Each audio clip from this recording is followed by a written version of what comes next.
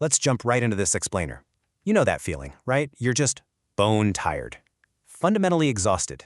You finally carve out 5 minutes to yourself. You shut the door, you sit down in a quiet room, and it doesn't actually feel quiet, does it? Your mind is still racing, cataloging every single thing you didn't get done today, replaying conversations. Your muscles are tight and your jaw is locked. It feels like your body has literally forgotten how to just stop. Well, today we're going to figure out exactly why that happens, and more importantly, how we can actively reset that overworked nervous system. See, there's this massive disconnect between how our bodies are designed to handle stress and how they actually handle it in the modern world. Take a look at the short stress cycle. This is healthy and normal.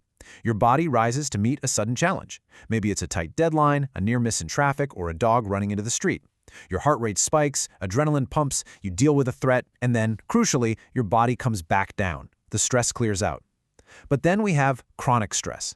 When that pressure repeats day after day, endless emails, financial worries, your phone constantly buzzing, your body starts treating tension as the new normal. That recovery cycle just completely breaks down and you never fully come back to baseline. Section 1. The chronic stress baseline, and why relaxation gets harder. Okay, so let's talk about this foundational concept, baseline arousal.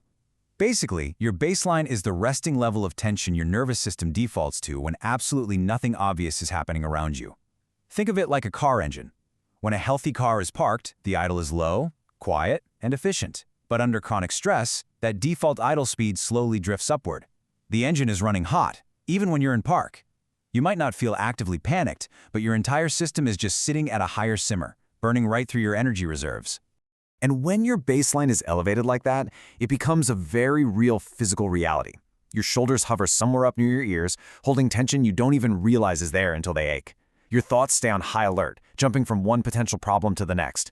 Your sleep becomes lighter, fragmented, and way less restorative. You're just always ready. Ready for a demanding text message, a sudden loud noise, a surprise bill. You're perpetually braced for impact, 24/7. And honestly, living braced like that is completely exhausting.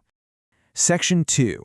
ASMR as a safety cue and the science of slowing down. If chronic stress is this constant blaring siren of danger and urgency to your brain, we have to introduce a totally different repeated signal to counter it. We need a signal of safety. ASMR can help reset that elevated baseline by providing predictable sensory input, soft social cues, narrowed attention, and a repeatable calm ritual. When you listen to gentle whispering or the rhythmic sound of tapping, it captures your attention just enough to pull you away from those chaotic, racing thoughts, but it demands absolutely nothing from you. These gentle cues update your brain with a crucial biological message. Nothing urgent is happening right now. No performance required, no threats in the room, just safety. It's basically speaking the natural language of your nervous system.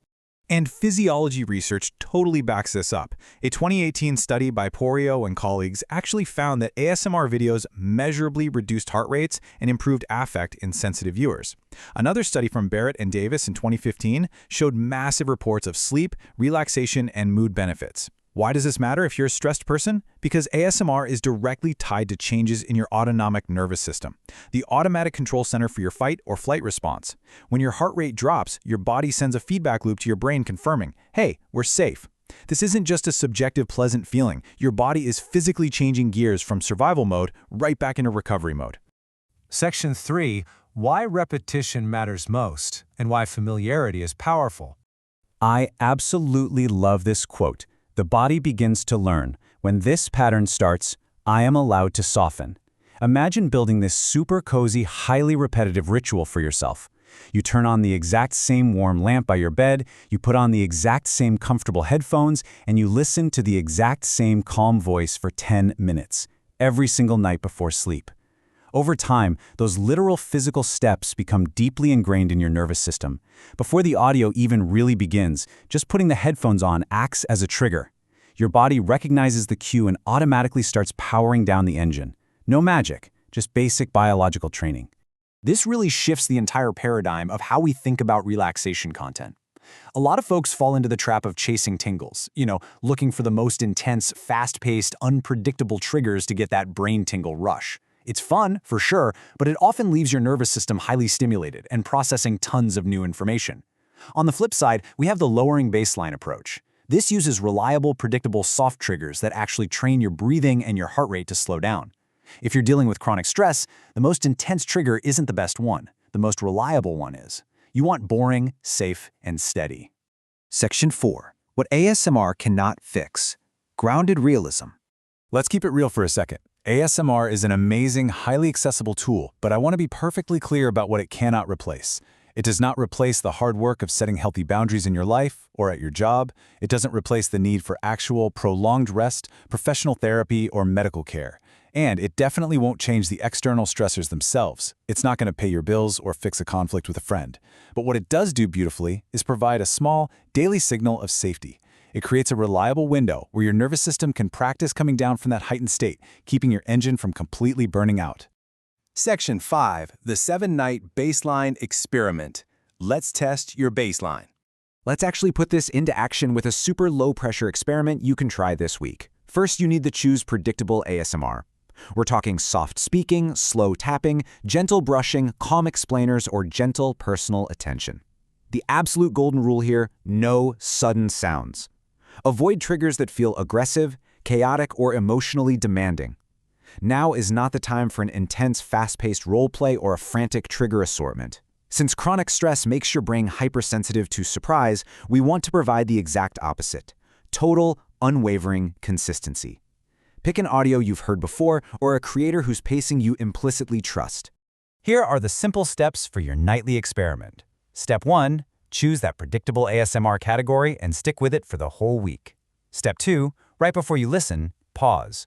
Rate your physical tension on a scale of 1 to 10. Really check in with yourself. Is your jaw clamped shut? How high are your shoulders? How fast are your thoughts moving? Step 3. Listen for just 10 minutes. You don't need an hour, just 10 minutes of focused calm. Step 4. After those 10 minutes, rate your tension again from 1 to 10. Just notice what physically shifted in your body. And at the end of the week, this is literally the only question that matters. Did your baseline drop? Forget entirely about whether you got tingles. Focus on nervous system recovery. If your body has forgotten how to come down from the stresses of modern life, these small, repeated signals of safety can change absolutely everything about how you feel day to day. So try it tonight. Ask yourself, what happens when I finally teach my body that it's safe to rest?